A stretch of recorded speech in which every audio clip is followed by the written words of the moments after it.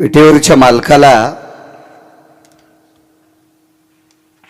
श्रुतीने, जिला आकाशवाणी, जिला देववाणी म्हणतात, ही वाणी प्रगट झाली आणि विटेवरच्या मालकाला त्या वाणीनं सांगितलं, आजपासून 3 दिवसाला तुमची सगळी पोरं मरतील. पंढरपुरातल्या मालकाला तो संती केला ऋणी. देवाचं कर्ज आहे, देवावर कर्ज आहे संतांचं. मनोनी नाचे मागे मागे. का नाचतोय, कशा करता नाचतोय, याचा पुरावा तुमच्या पुढे मांडतोय. देववाणीनं सांगितलं, प्रभू आजपासून 3 दिवसाला 56 कोटी यादवापैकी औषधाला सुद्धा वाचणार नाही. वंशाला दिवा लावण्यासाठी एक सुद्धा पुत्र न नातू वाचणार नाही. देववाणी महाराज ती देववाणी.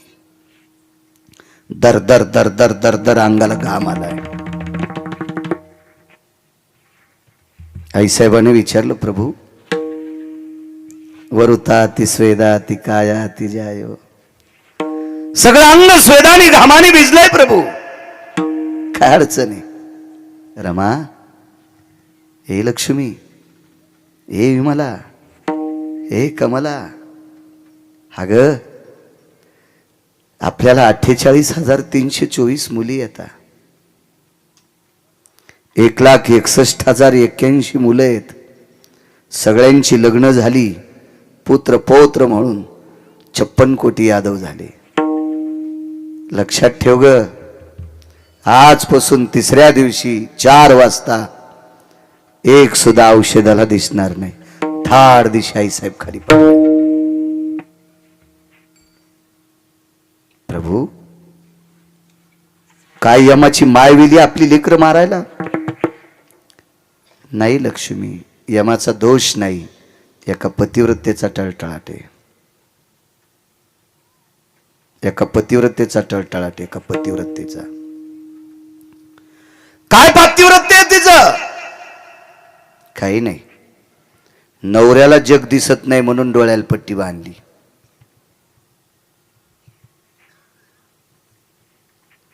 नवरा बिना भाकरीचाच ऑफिसला पाठीला आणि ही महादेवाला पाणी घालायली अशी नव्हती. वडापाव खाऊ लागलं. म्हणलं काय काय नाही, ती सकाळीच पूजेला गेलती, मग स्वयंपाक कोणीच केला नाही. मग मुल्या कुठला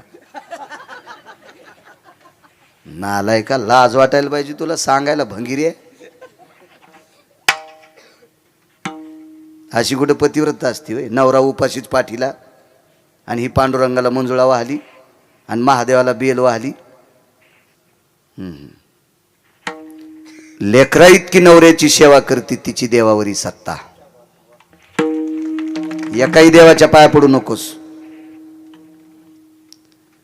पण कपाळाच्या मालकाला लेकरा इतका जीव लाव, देव तू म्हणशील ती ऐकल. तू का म्हणे पतिव्रता आणि तिची देवावरी सत्ता. नैवम गिरगावकर लिखितम. मी लिहिलंय काय वाक्य? नवऱ्याला नीट बोलत नाही, महाराजाला काजू टाकून दूध पाजिती. तू ह्या काजू टाकून पेलेल्या दुधानं महाराजाचं पोट फुटन पोट. नवऱ्याच्या पाया पडत नाही, महाराजाच्या पाया पडते. धोत्रा सगळं जळण तुया पापान. महाराज जळाल्यावर धोत्र जळायला किती किस्तू लागत असतो? नाही माझ्या माईनो, शब्द तुम्हाला कठीण वाटत असतील, नाही तुम्हाला आवडेल असं कीर्तन नाही. चोंबाळ्या गप्पा हानीत नाही. भलवा नका बोलू. तुम्हाला 30 गाव पठ्ठ्याला 36 गाव. बेकार छोट नाही, मागं लागत नाही कोणाच्या, काही गरज नाही. तुमच्यातल्या एका बाईनं देवाचं सुद्धा दर्शन घेतलं नाही. देवानं तिच्या 9 बाऱ्या दर्शन घेतलं. मर्यादा पुरुषोत्तम रामचंद्र लोपामुद्रेच्या 9 बाऱ्या पाया पडले. ती एकदाही पडली नाही, पण मालकाच्या 3दा पडत होती. इथं बसलेले ज्याचे आईवडील जिवंत आहेत त्यांना आईवडिलाचं दिवसात एकदा दर्शन घ्यायचं. एकाही भंगिऱ्या महाराजाच्या पाया पडायचं नाही. काय देईन ते तुम्हाला सोंबळ्या? महाराज कल्याण करीत असतो का तुमचं? गोळ्या संपल्यात का तुमच्या? पाया पडायचं असेल तर वारकऱ्याच्या पुढे जा, महाराजाच्या पुढे जाऊ नका. माझ्या मालकाचा संदेश आहे, मस्तक माझा पायावरी वार करी संतांच्या. 8 दिवसापासून बोंबलायलो मी रोज. एका बाईनं महाराजाच्या पाया पडायला पोरग नेलं. महाराज म्हणले इतकं पाय दाबू दाबू पाया पडिल. त्याला राग आला आणि त्यानं महाराजाच्याच पायाला बोच करलं. रोगत निघलो महाराजाच्या पायातून. पण महाराज गपचिकच बसलं. 2,000 पुढे टेकले होते ना त्या वजनानं. ते म्हणला सगळं मांडी गुडघ्यापासून काढ तरी काय ताण नाही. त्या 2,000मुळं त्यानं रक्त काढू दिलं. काय येडगळ होतं ते बी.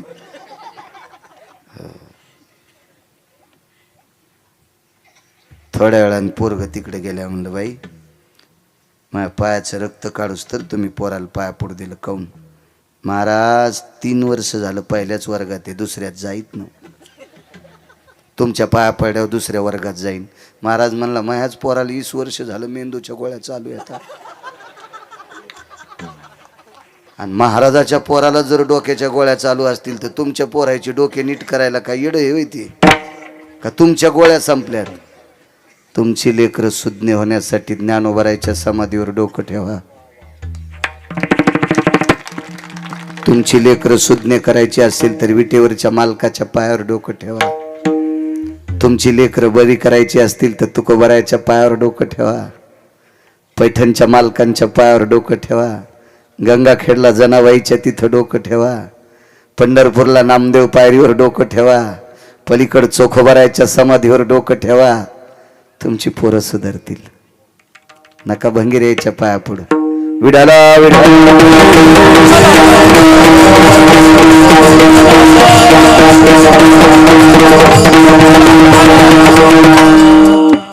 आई साहेब खाली पडल्या. प्रभू गांधारीचा टळटळाट आहे. होय एक नाही वाचणार. बघा शिवजीला बोलून. ते म्हणले बोलवायचं कशाला? शिवजी डोक्यावरच होते. विटेवरच्या मालकाचं महापूजा करा. टाळू चाफा. भगवान शिवजींची पिंड शिवलिंग भगवान विटेवरच्या मालकाच्या डोक्यावर आहे. प्रभू सगळी लेकरं मरणार. मला 8 दिवसापूर्वीच माहीत झालं. पर्याय रुपयाचा नाही. मी नाही वाचू शकत. शिवजी म्हणले मी वाचू शकत नाही. ज्यांचे मुलं आहेत तो जगाचा बाप आहे, विटेवरचा मालक, ते वाचू शकत नाहीत. विधात्याला प्रश्न केला, ब्रह्मदेवा काय? म्हणले देवा मी तुमचा मुलगा आहे. नाभी कमळातून जन्म झालाय.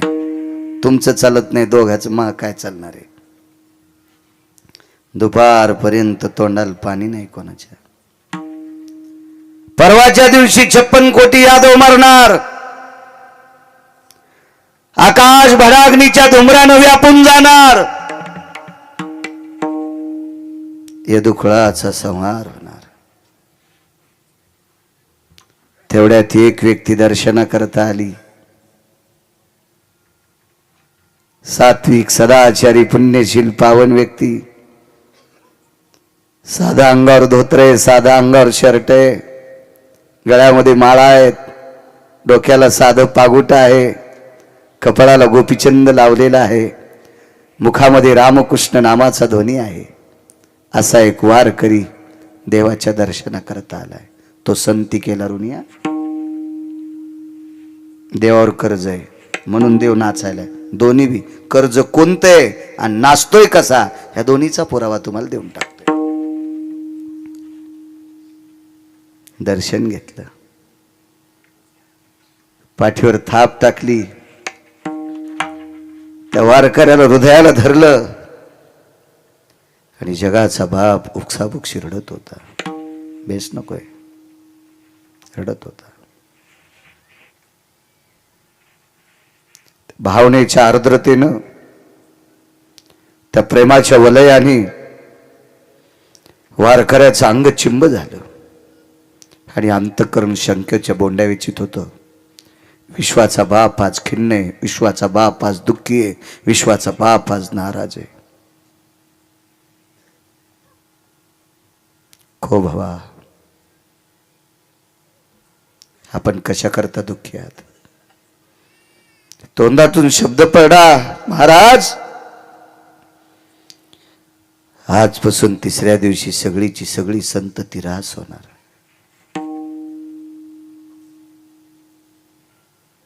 खिन्नतेच्या लहरी माझ्यापर्यंत आल्या प्रभू. याच्याकरता तुमच्या भेटी करता आलोय. तुमच्यावर हे दुःख का उडवलं असेल? एका पतिव्रतेचा टळटळाट आहे. फार मोठ्या आहात माझ्या माईनं तुम्ही. नवऱ्याला जग दिसत नाही म्हणून स्वतःची डोळी बंद केली आणि सूर्याचे किरण मरेपर्यंत पाहिले नाही.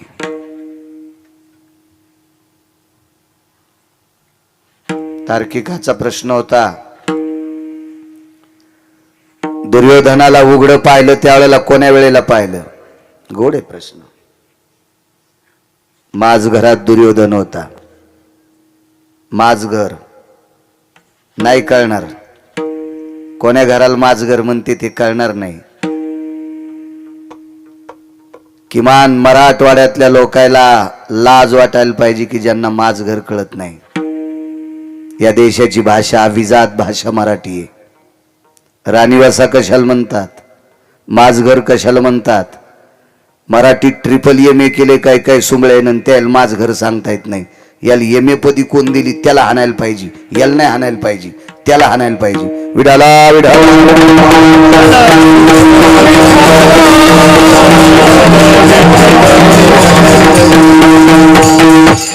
नाही राजो, मला नाही वाटत ह्या सगळ्या गोष्टीनं तुम्हाला गुण यायला नाही. हा खेळ वाढाय म्हणून हा खेळ वाढाय. हा खेळ वाढाय म्हणून हा खेळ. फक्त लांबी आणि रुंदी वाढली, खोली वाढीच नाही. खोली कशाला म्हणते? खोली म्हणजे पीक आलं. खोली म्हणजे गुण आलाय. तुमच्या एवढ्या मोठ्या सप्त्याला गुण आला आणि खोली वाढी कधी समजीन? तुमच्या काल्याच्या दिवशी 25 पोरं माळकरी व्हा, तर तुमच्या सप्त्याला गुण आलाय, तर तुमच्या सप्त्याची खोली वाढी. नाहीतर तुम्ही नुसते महाराज आणले, त्याला खपक्या पाकिट दिले, तुम्ही असेच.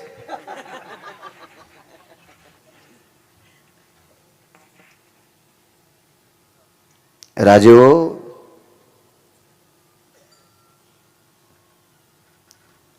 आमच्या शब्दाचा जर तुम्हाला गुण येत नसेल,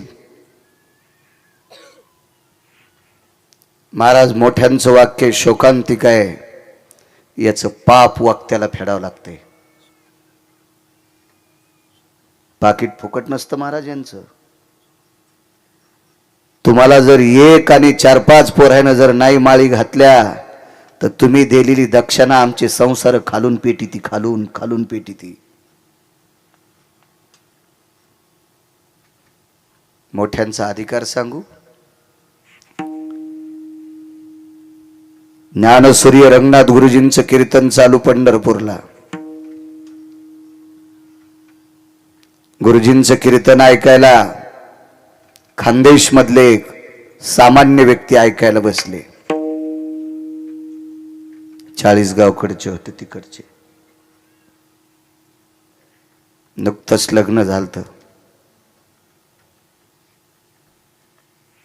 कीर्तन ऐकलं गुरुजींचं. घरी गेले, पत्नीला प्रणाम केला. माफ कर, नाही संसार करू शकत तू सोबत. का? एका वारकऱ्याचं कीर्तन ऐकून उपरती झाली, पश्चाताप झालाय. नको संसार. वैकुंठवाशी गुरुवरे नथुराम बाबा केळकर सांगायचे आमच्या परिसरात.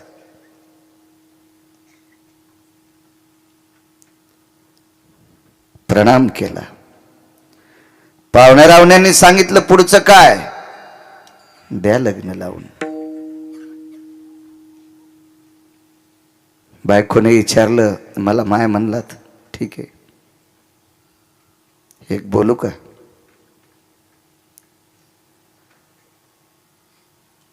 संसाराची इच्छा आता तर नाहीये, आणि जर असेल अंतकरणात तर पुढच्या संसारात तू जरी कुत्री झाली तर मी कुत्र होईल. पण संसाराची इच्छा पुढच्या जन्मात पूर्ण होईल, पण गुरुजीची सेवा पुढच्या जन्मात भेटत नाही. गुरुवारी रंगनाथ गुरुजीची सेवा पुढच्या कीर्तनात भेटत नाही. महाराज एका कीर्तनात इतका पश्चाताप व्हावा याला वक्ता म्हणतात. महाराज त्या दर्जाचे आपण मृदंगाचार्य नाहीत, त्या दर्जाचे तुम्ही गायक नाहीत, त्या दर्जाचा मी कीर्तनकार नाही. पण आपल्या तिघांचा दर्जा इतकाच असावा, 5 बायकांनी तंबाखू सोडावा. एकाच माणसानं म्हाताऱ्यानं बिडी सोडाव, पोराला विनंती करीतच नाही. 50 वर्षाचा पुढे गेलेलं कचर त्या एक जणानच तुमच्या भाकरवाडीत बिडी सोडावा, 2च पोरानं गुटके सोडावा आणि 5च मुलांनी काल्याच्या दिवशी माळी घालावा. आपल्या तिघायला आशीर्वाद मिळेल. आम्हा तिघायला आहे मृदंगाचार्य गायक आणि आम्हा तिघाला आशीर्वाद भेटेल. खरा प्रयत्न मायबाप घाला. काल्याच्या दिवशी 5 तरुणाईने माळी. देखावा दाखवूच नका, लई देखावा पाहिलाय मी. 6015 गाव आजच्यानं पूर्ण होते. 6015 गाव महाराष्ट्रातली पाहिलेत आणि 250 पर्यंत कर्नाटक आणि तेलंगणा. गोव्यात 5 दिवस कीर्तनाला. कमी कपडेवाले पाहायला नाही गेलतो बोंबलत, तिथं कीर्तनाला गेलतो आझाद मैदानला. 5 कीर्तन आझाद मैदानला. मी रावणाला ओव्हरटेक केलेले श्रीमंत पाहिले. हे लांबी रुंदील मोजीत नाही पठ्ठ्या. विडाला विडाला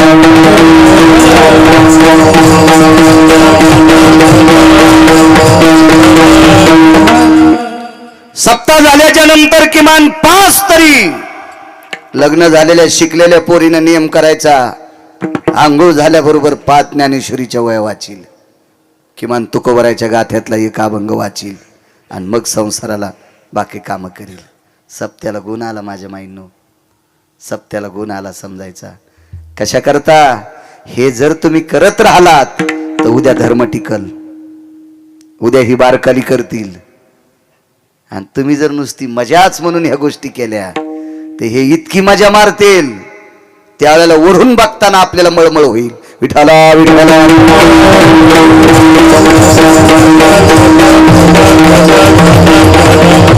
काय सांगत होतो. ज्यांनी गुरुजीची सेवा केली त्यांना लोटे बाबा म्हणायचे. त्यांच्याकडे लोटा असायचा. लोटे बाबा. इतका पुरुषार्थ असला पाहिजे वक्त्याचा, त्याला म्हणतात पुरुषार्थ.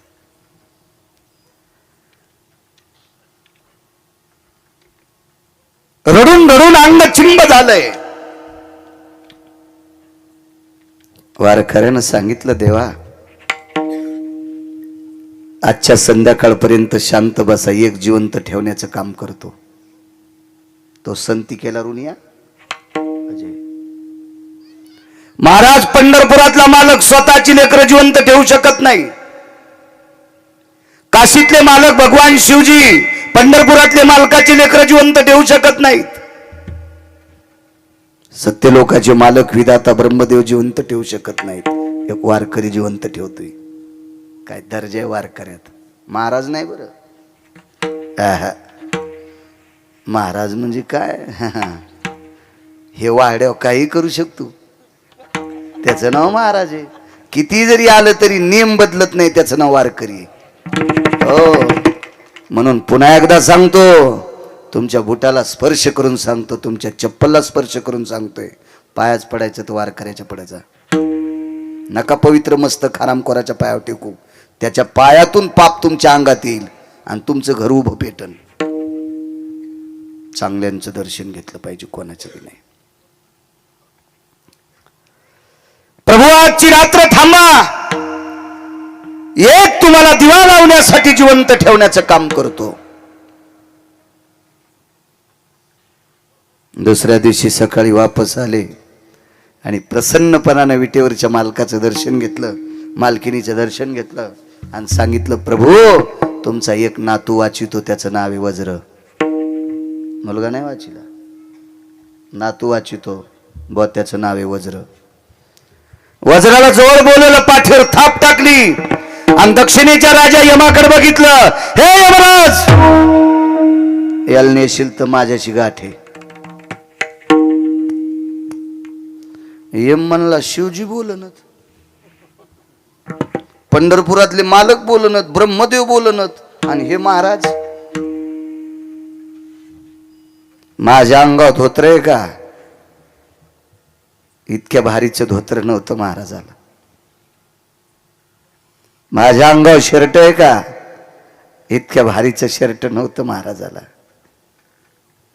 महाराजांची पत्नी मंदिरात संक्रांतीच्या दिवशी वाण द्यायला गेली तर ती अंधारात गेलती. तिच्या मांडीवरची साडी फाटलेली होती. मुलाने विचारलं, आई तू अंधारात गेलीस? हो बाळा. उजेडात का गेली नाही? बाळा दोन्ही मांड्यावर साडी फाटलेली होती. मी खूप शिवण्याचा प्रयत्न केला पण शिवली की पुन्हा फाटू लागली, जीर्ण झाली, जुनी झाली, दुसरी नेसण्यासाठी नाही. आई अंधारात त्याच्याकरता गेली. बाळा स्त्रीच्या अंगावरचं लुगडं फाटलं, तिच्या मायबापाची इज्जत जात नाही, तिच्या सासू सासऱ्याची इज्जत जात नाही, तिच्या नवऱ्याची जाती. तुका म्हणे नग्न भाज परी ते लाज स्वामीशी.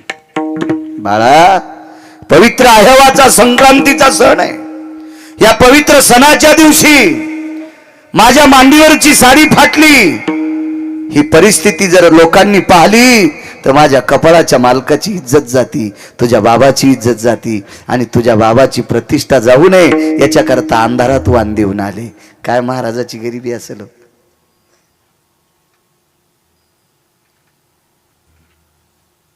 काय गरिबी असेल, काय परिस्थिती असेल त्या महाराजांची. आणि तितक्या गरिबीतला महाराज यमाला चुटकी वाजून सांगितलं, यमराज माझ्या विटेवरच्या मालकाचा एक नातू वज्र जर मेलास तर माझ्याशी गाठ आहे. दात खाऊन वाक्य वापरलं. यमानं श्रुती नावाची पत्रकार पाठवली. पहिली जगातली पत्रकार कोण? तर श्रुती. त्याच्या अगोदर कोणी पत्रकार नव्हतं. श्रुती माते जी विश्वाच्या मालकाचा नातू वाचिणारा वारकरी त्याला भेटून या. श्रुतीनं प्रणाम केला. महाराज देवाचा नातू कोणीच वाचू शकत नाही, तुम्ही वाचिणार? वाचवायचा काय विषय, मरूच देत नाही. कोणाची माय आली वज्राला मारायची. श्रुतीनं सांगितलं, ताकद कशाची? आतापर्यंत भगवंताचं भजन केलंय, त्या भजनाच्या पुण्याचे हौद भरलेत, आणि त्या पुण्याच्या बळावर या पोराला पोह्याचा प्रसाद द्यालता. त्या वारकऱ्याचं नाव होतं सुदामदेव. देवाच्या 56 कोटी यादवापैकी एकाच नातवान प्रसाद खाल्ला होता, त्याचं नाव होतं वज्र. वज्र. महाराज देवाच्या वंशात दिवा लावायला सुद्धा एक सुद्धा माणूस शिल्लक राहत नव्हता, पण एका वारकऱ्यानं जिवंत ठेवला. हे कर्ज तो संती केला ऋणी नास्तू लागते. इतकी अंगावरची साडी फाटलेली, त्या बाईच्या दारात बांधलेल्या गाईला सोन्याची मेघ ठोकलेली होती, गळ्यात साखळी सोन्याची होती, काही अंतरावर मसड होती, म्हशीला साखळी सोन्याची होती, म्हशीला डाम सोन्याचा ठोकलेला होता, म्हशीला दावणीला लाकडं सोन्याचे होते.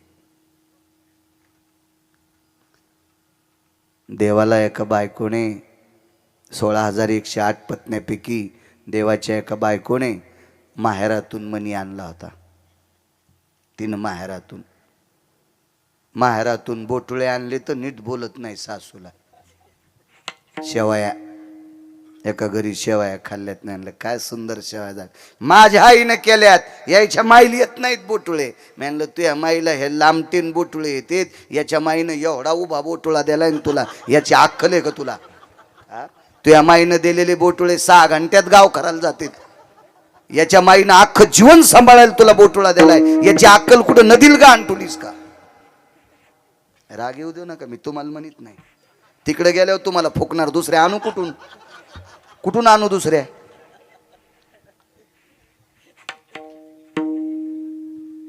तिळभर करायचं निळभर नाही सांगायचं. साधे बोटुळे आणले तर सासूला किंमत नाही.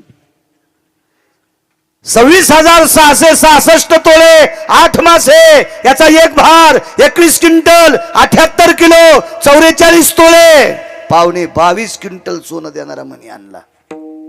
सोनं साचल्यावर ज्यानं आपलं लेकरू वाचिलंय त्याचं गाव सोन्याचं बांधलंय. याला दुसऱ्या कडव्यात नाचणं म्हणतात. म्हणून नाचे मागे मागे म्हणून नाचे मागे मागे म्हणून नाचे मागे मागे म्हणून नाचे मागे मागे म्हणून नाचे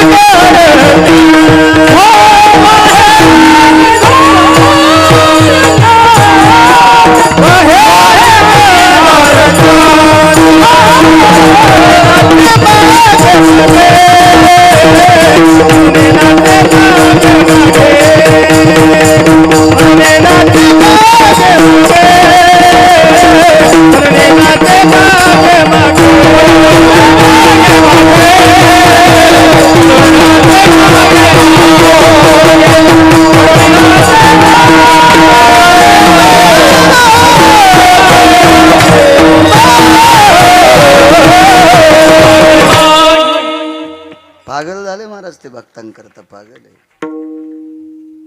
साकडे पडोने दी काही व्यथा आपणच माथा ओढवी नाही येऊ देत संकट भक्तावर. एका वारकऱ्याकडे वारकरी जेवायला आले.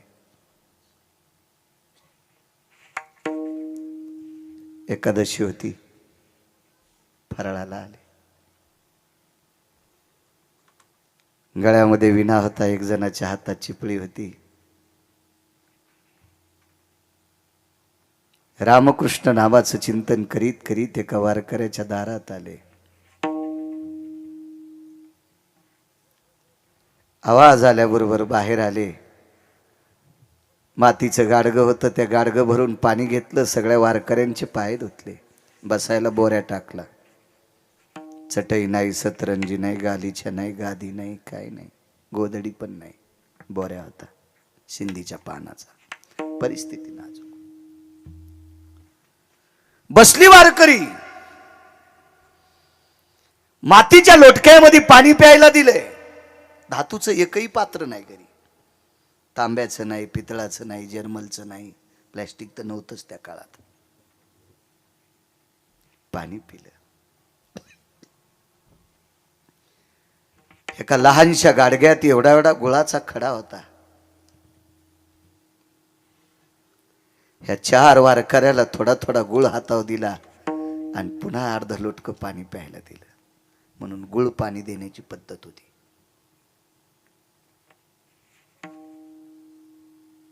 एकादशीचा जागर काही नाही फराळाला. चिंचीतल्या चिंचुक्या इतका गुळ, नखा इतका गुळ खाल्ला. आणि बंदी रात्र एकादशीचा जागर केला. बंदी रात्र रात्रीचा 11:30-12 वाजली आणि पाठीमागच्या झोपड्यात मालक गेले आणि पत्नीला सांगितलं, प्रिये भजन ऐकायली? हो. त्याच झोपड्यात पण पलीकड कुडाला खेटून भजन ऐकत होती त्या वारकऱ्याची बायको. गालाला हात लावलेला भजन ऐकू लागली. चांदण्याचा प्रकाश आहे.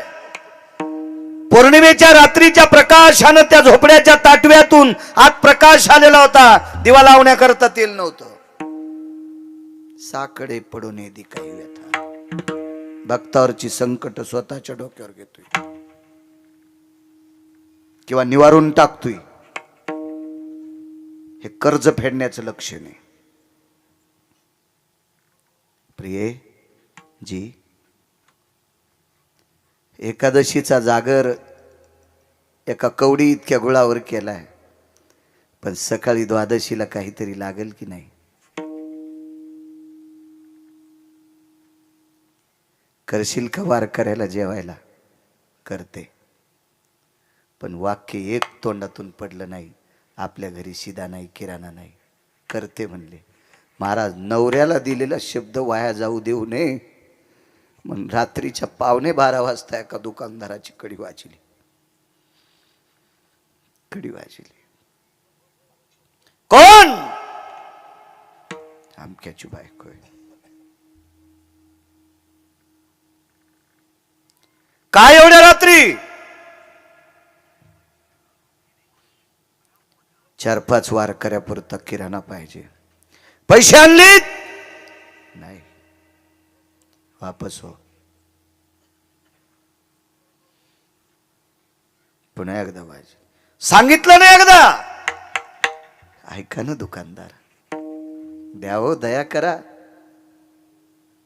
आम्ही तुमचे पैसे फेडू दुकानदार. दया करा दुकानदार. वारकरी आलेत आमच्या इथे एकादशीचं भजन करायलेत.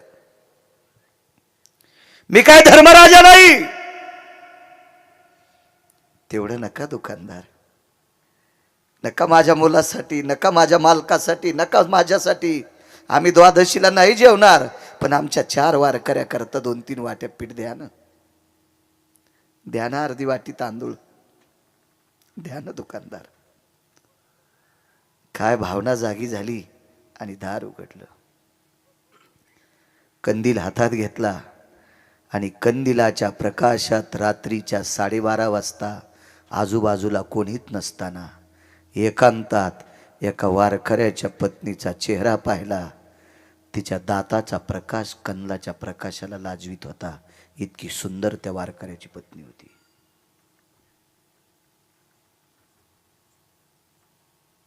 दुकानदाराच्या अंतःकरणात पाप जाग झालं. पैसे आणून देशील? कुठून येणार तुझ्याकडे पैसे? दुकानदार, पैसे जर नाही फिटले तर तुम्ही सांगताल ते काम करीन. शब्द सहज चुकीचा केला. एक म्हणायला पाहिजे होतं, सडा टाकील, सारवण करील, धोनी करील, तुमच्या रानात खुरपील, तुमचे दळणं नेशील, डाळी करील, काय तुमच्या शेतातलं घरातलं काम करील. सांगताल ते काम करीन म्हणल्याबरोबर दुकानदारानं कोड्यात पकडलं आणि एवढं मोठं गठुडं किराण्याचं देऊन टाकलं. किराण्याचं गठुडं 12:15 वाजता 12:30 वाजता उचलणार तेवढ्या अवकाशात दुकानदारानं सांगितलं, लक्षात आहे का? मी सांगितलं ते काम. काय काम करायचं? आज रात्री 1:15 वाजता 2 तासाकरता माझं काम तृप्त करण्यासाठी यायचं.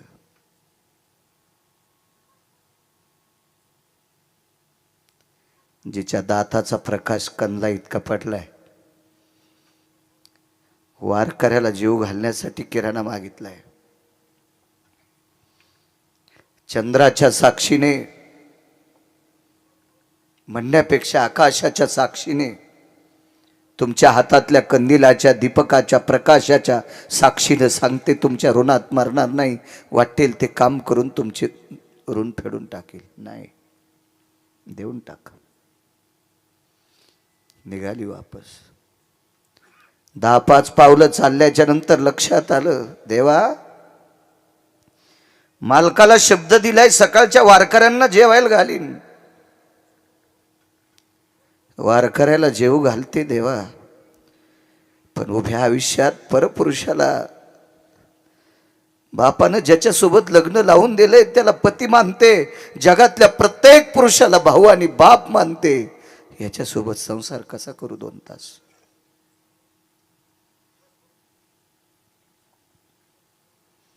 पुन्हा विचार केला, मालकाला लिहिलेला शब्द खोटा होऊ नये.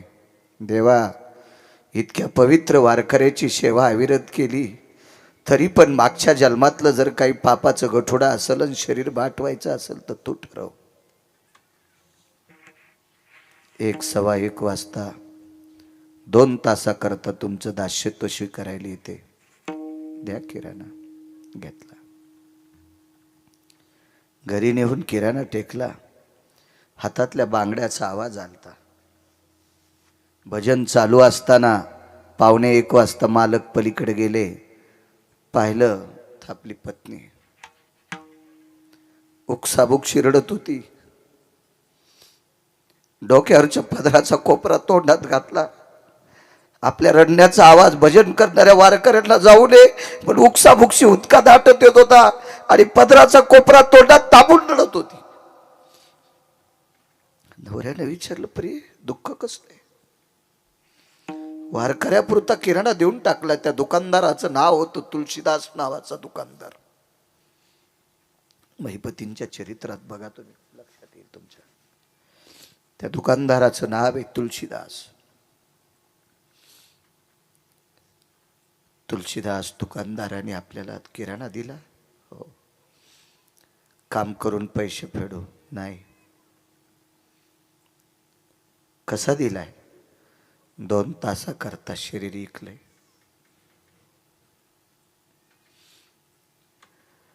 एखाद्या अलगद झाडाचं फळ खाली पडावा असं आल्हादी आल्हादी बसत बसत बसत खाली पती बसले. पत्तीच्या सानिध्यात डोळ्यातून पाणी कसं आणावं सहज शब्द पडला. प्रिय अविरत या मालकाचं भजन केलं रामप्रभूचं. त्या वारकऱ्यानं जीवनभर रामप्रभूचं भजन केलं.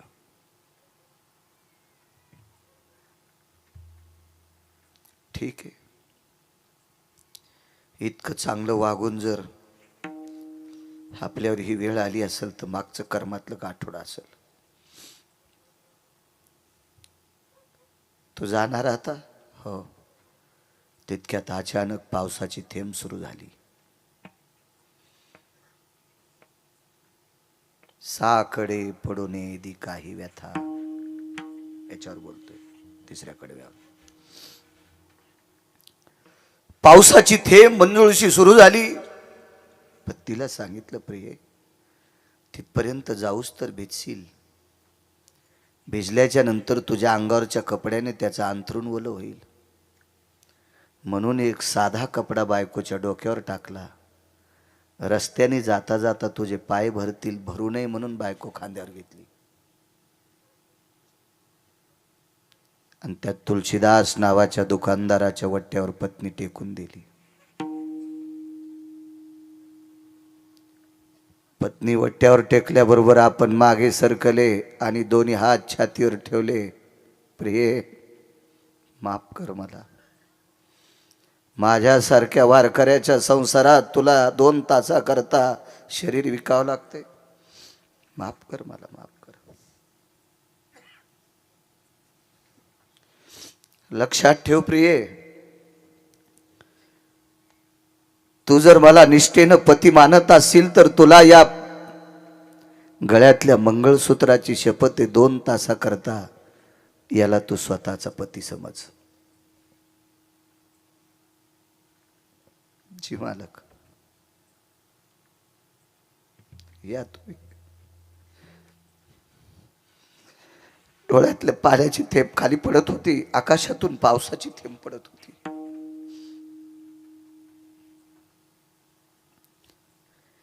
धरणी माता थरथर कापत होती.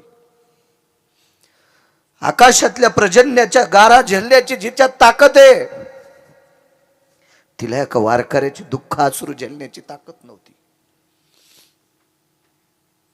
आणि या धरणी मातेने विटीवरच्या मालकाला जाग केलं. देवा काय जाणो देवा होशील निजला. या वारकऱ्याचं प्रारब्ध लिहित असताना तुला झोप लागली का देवा? तुला करुणेचा सागर कोण म्हणील? तुला वात्सल्य सिंधू कोण म्हणील देवा? त्या वारकऱ्याचं नाव होतं संत कबीर. संत कबीर रामनामाचं भजन केलं. भजन करता करता पोटाची खळगी भरण्यासाठी कपडा इनला. कबीराचे मागी शेला विनू लागे. एक शपक पुरावा गाथ्यातला नाही. ठाई ठाई सेल्यावरती दिशे राम नाम ग. ठाई ठाई सेल्यावरती दिशे राम नाम ग. दिशे राम नाम ग. दिशे राम नाम ग. कपडा विणल्यावर त्या कपड्याचा धागा राम राम म्हणत होता. ती संत होती संत कबीर. सगळ्या जातीत संत जन्माला आले. कबीर मोमीन लतीफा मुसलमान सेना नावी जान विष्णुदास. संताला जात नाही. संत जातीसाठी जगत नसतो, संत विश्वासाठी जगत असतो. जगाच्या कल्याणा संताच्या विभूती. देह कष्ट भीती परोपकारे. जात नाही. याता याती धर्म नाही विष्णुदासा. निर्णय तो ऐसा वेद शास्त्री. भजन करण्यासाठी जात नाही. ब्राह्मण क्षत्रिय वैश्य शूद्र चांडाळाही अधिकार. आधी करून वेश्या. वेश्येला सुद्धा भजन करायचा अधिकार आहे. एक सांगू तुम्हाला, या देशातला तृतीयपंथी टोल नाक्यावर टाळ्या वाजविणारा सुद्धा विमानात बसून वरी गेलाय. त्या लागी विमान पाठविले. त्यारे त्या लागी विमान पाठविले. अनाथाच्या नाथे घातला विमानी. नेला उचलोनी परलोका. टोल नाक्यावर टाळ्या वाजविणारा एका वारकऱ्याचं ऐकून पंढरपूरला गेला. स्नान केलं चंद्रभागेचं. जीवनभर भजन केलं. वैकुंठात गेला. जातीचा संबंध नाही. भजनासाठी, जात व्यवहारासाठी. तुमच्या पोरापोरीचे लग्न करण्यापुरती जात. व्यवहाराला जातीचा संबंध नाही. कोण्या जातीकून 100ची चिल्लर घेतल्यावर 90 होते. आणि अशी कोणती जाती भारतात त्या जातीकून 100ची चिल्लर घेतल्यावर 150 होते. जाऊ द्या, सोपं ऐका. एखादी जात सापडली कर तुला बळी की त्या जातीतले माणसं दारू पित नाहीत. मला दाखवा ना, मी त्या जातीचंच मंदिर बांधितो. सापडली का बुवा? चोपनराव सापडली का? शिंदे बाबा सापडली का अशी एखादी जात? त्या जातीतले लोक मांस खात नाहीत. अशी जातच नाही की त्या जातीत हरामखोर माणसं नाहीत. प्रत्येक जातीत हरामखोर माणसं आणि प्रत्येक जातीत चांगली माणसं आहेत. म्हणून कोणाची वाभाडी काढू नका. विडाला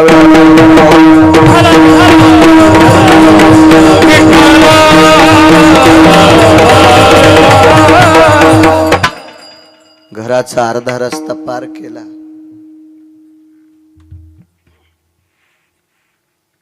एकदा तरी बायकोकडे माग पहा. नाही, आपुलीच दारा जरी टेके व्याभिचारा, आपुलीच दारा जरी टेके व्याभिचारा, क्रोधाचा थारा अंतरी नये. काय परिस्थिती असेल राजो,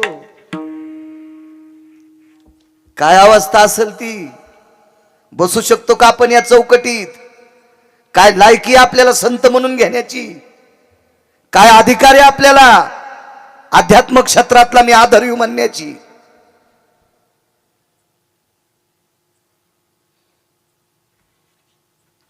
टरबुजा आणि गाल केलेस तूप खाऊ खाऊ सुंबळे. समाजासाठी तू हा उपयोग काय? हाऊत भरून टाकला, पुण्याचा नाही पैशाचा.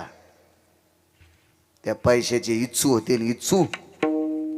तू जर धर्मासाठी काम चांगलं करीत नसशील तर इच्छू होतील, इच्छू. पाकिट घरी नेऊन साशिले, त्या पाकिटाची जर तंबाखू खाल्ली महाराज तर खाली थुकल्यावर त्याचा सरप तयार होतोय. कुठं डसन सांगता याचा नाही. हा, कुठं डसल काही सांगता याचं नाही. लोकांना दिलेल्या पाकिटाची जर बिडी वळली तर ते धुपन सुटतंय ना, त्या धुपनाचा वाक तयार होतोय. गळ्याला धरीन का पोटाला धरीन का बंद खाईल सांगता याचं नाही. हो,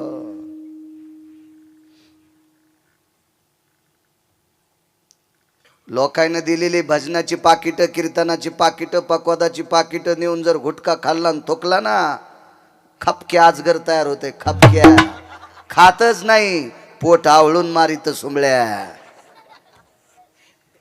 आणि अशा नालायकाला पाकिट देणाऱ्याला सुद्धा ते अजगर हानीत आहे. तुम्हाला वाटलं का या याच्यावर घेतलं की तुमची खसखस पिकती? अर्धे पापी तुम्ही येत, तुमच्यातले 2% इतके हरामखोर आहेत. त्यानं नालायकाला बोकांडीवर घेतलंय. विठाला विठाला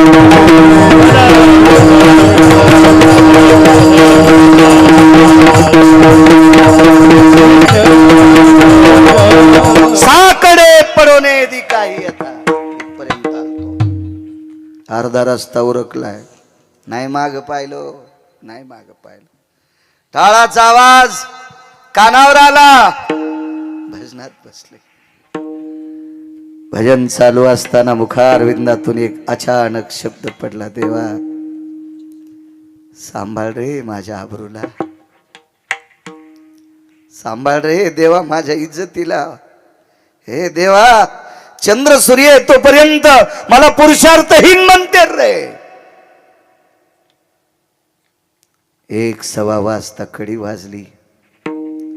दुकानदाराने कडी उघडून आतमध्ये त्या वारकऱ्याची पत्नी घेतली, कडी लावून टाकली. कंदील खुंटीला अडकिला. ती बाई पलंगावर बसली. साकडे पडूने ती काय व्यथा. काय घोडे माझा मालक. महाराज, मुसमुसलेल्या शिळीच्या बोकडासारखा हरामखोर तुळशीदास दुकानदार. बोकड कळाला ना तुम्हाला? बोकड्याला बहीण कळत नाही, बोकड्याला त्याची आई कळत नाही. कितव्या दिवशी? कितव्या दिवशी? तिसऱ्या दिवशी. तिसऱ्या दिवशी 3 दिवसाच्या बोकडाला त्याच्या सोबत जन्माला आलेली त्याची पाठ, ती बहीण, ती कळत नाही. सगळ्यात हरामखोर जर कामानं विषयासक्त झालेला प्राणी जगात कोण असेल तर त्याला बोकड म्हणतात. आणि या बोकडाच्या बरोबरीचा तुळशीदास नावाचा दुकानदार, त्या बोकडा इतका हरामखोर. काय भाव बदलला विटेवरच्या मालकाने. लागलीच त्याने विचारलं, "ए! रस्त्याने चिखल आहे, पाल माती का नाही लागली?" 10 मिनिटं निघून गेलते, चांदणी ढळली होती. दुकानदार, 2 तासाकरता तुमची सहचरणी आहे. 10 मिनिटं निघून गेले, 3 वाजता सुट्टी द्या, आंघोळ करून वारकऱ्याला स्वयंपाक करायचा आहे.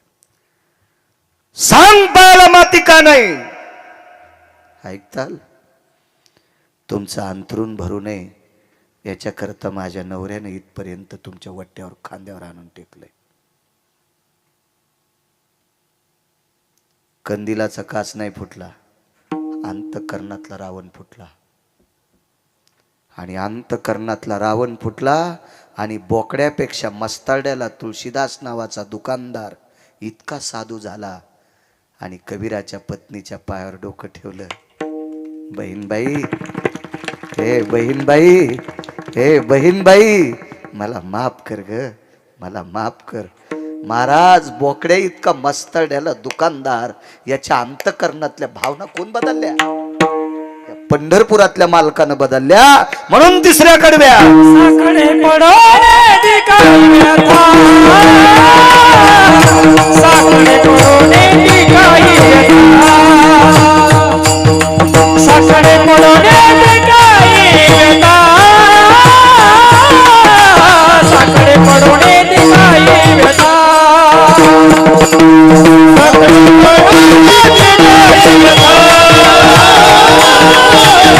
पडोने दिखाई व्यथा, साकडे पडोने दिखाई व्यथा, साकडे पडोने दिखाई व्यथा, साकडे पडोने दिखाई व्यथा, ओ साकडे पडोने दिखाई व्यथा, साकडे पडोने दिखाई व्यथा,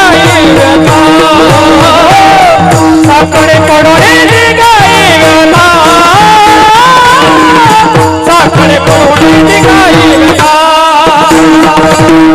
साकडे पडोने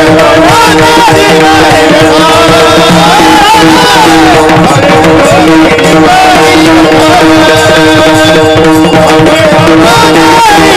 व्यथा, साकडे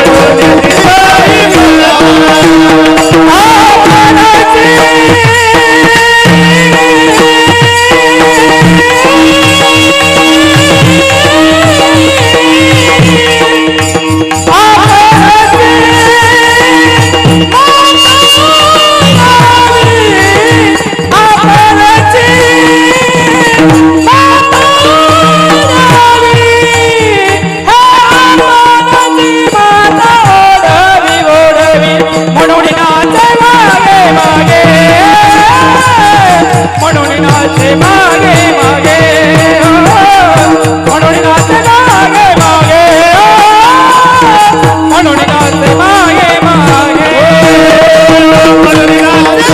दिखाई मागे